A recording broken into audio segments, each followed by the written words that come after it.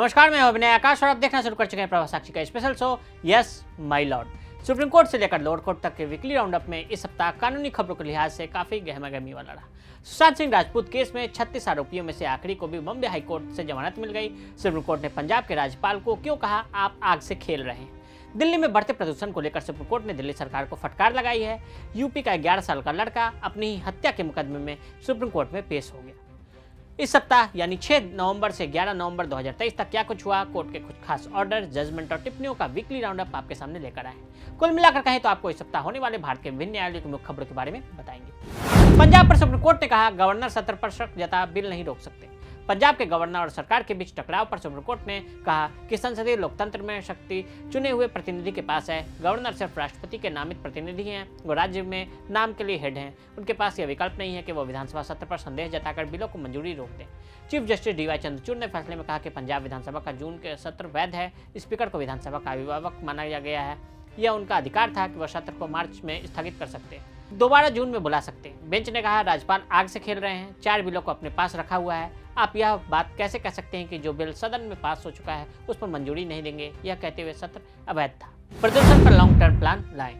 Supreme court ने Delhi NCR में प्रदूषण के मामले में सुनवाई करते हुए कहा कि पंजाब और दिल्ली से सटे कुछ अन्य राज्यों में पराली जलाने की घटना को रोकना होगा। हम लॉन्ग टर्म प्लान चाहते हैं। प्रदूषण से जुड़ी कई रिपोर्ट हैं, कमेटी हैं, लेकिन ग्राउंड पर कुछ होता नहीं दिख रहा। केंद्र और राज्य सरकार से कहा कि अगर आप समाधान नहीं देंगे तो हम राज्य के मुख्य सचिवों को समन करेंगे और उन्हें कहेंगे कि समाधान दें, तभी यहाँ जाए। सुशांत सिंह राजपूत केस में 36 आरोपियों में से आखिरी को भी मिली जमानत। बॉम्बे हाईकोर्ट ने ड्रग्स मामले में अनुज केशवानी को जमानत दे दी। केशवानी को 3 साल पहले बॉलीवुड अभिनेता सुशांत सिंह राजपूत की मौत के बाद ड्रग्स मामले में गिरफ्तार किया गया था। देशव्यापी लॉकडाउन के दौरान 14 जून 2020 को राजपूत अपने फ्लैट में मृत पाए गए थे। उसके बाद नारकोटिक्स कंट्रोल ब्यूरो द्वारा मामले की जांच की जा रही है। मुंबई के खाड़ निवासी केशवानी सितंबर 2020 में ड्रग तस्करी के आरोप में गिरफ्तार किए गए। आरोप लगाया गया कि अभिनेता को उनके करीबी लोगों द्वारा ड्रग्स की आपूर्ति की गई थी, जिसके कारण केंद्रीय एजेंसी ने व्यापक कार्रवाई की। न्यायमूर्ति MS कार्निक ने जमानत देते हुए कहा कि आवेदक को एक विचाराधीन कैदी के रूप में लंबे समय तक कैद में रखना, इस तथ्य के साथ कि मुकदमे को समाप्त होने में लंबा समय लगेगा, यह मेरे लिए संतुष्ट होने के लिए पर्याप्त कारक नहीं है। धारा 37 की कठोरता को कम किया जा सकता है।